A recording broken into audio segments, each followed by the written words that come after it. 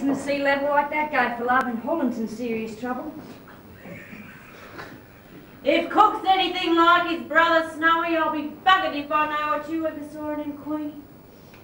Suppose you're thinking about Cookie right now. Nah. I was thinking it's been a decade since I stood at the helm of the Ever Endeavour. Oh, the good old days, a nose full of sea spray and a lung full of sweet nicotine. Ah, Snow's all right, he's just young. Every time I see his cheeky little prattish smile, I just want to slap him. It reminds me of the dog Neville once gave me as a present. Only thing apart from a black eye here or there he ever gave me. He said it had a pedigree a mile long. It was a yappy little mongrel with legs so tiny its balls used to roll along behind it like a trail. Red ball. It was an ugly sight to behold. But rather than be shy about it, it had one of those I'm a thoroughbred grins on its face that made everybody hate it. Complete strangers that go out of their way to cross the road just to give it a quick kick in the guts. They didn't even care if I was looking, just wander up, tip their hat, good morning, step on the dog's head and keep walking. Every single mutt in the world, without exception, detested it on sight. They'd be waiting in line outside the house.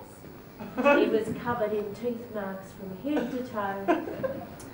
Dobermans bit it, Bull Terriers bit it, Pekingese bit it.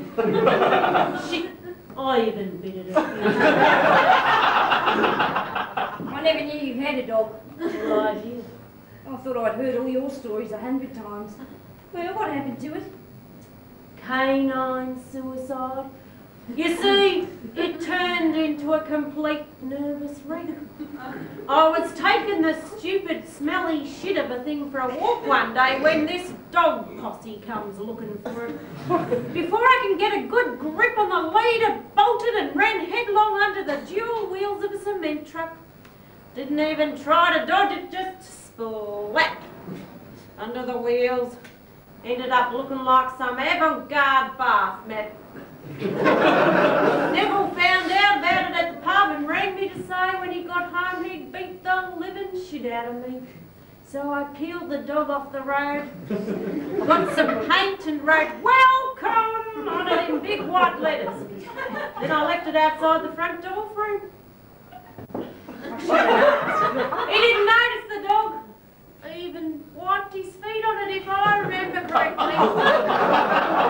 He just stormed into the bedroom and came out brandishing the gun. We struggled over it, and I guess you sort of know the rest. Yeah, it went off. No. Well, I overpowered the turd and got it off him. He was calling me slut and whore and bitch. Said I won this round, but next time I wouldn't be so lucky. The worst part was, he started grinning, just like the dog. Like the mongrel's ghosted ended his pea brain. Miserable bastard, first time I'd seen him smile in years. So I thought, I'll do him a favour. Then I blew his stupid fucking head off. Jesus. I bet that wiped the smile off his face.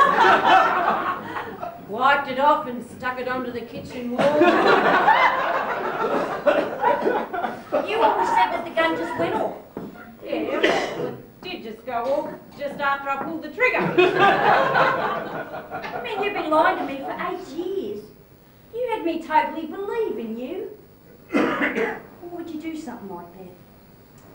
Oh, I didn't want you to think you were the only woman in the can dumb enough to plead guilty.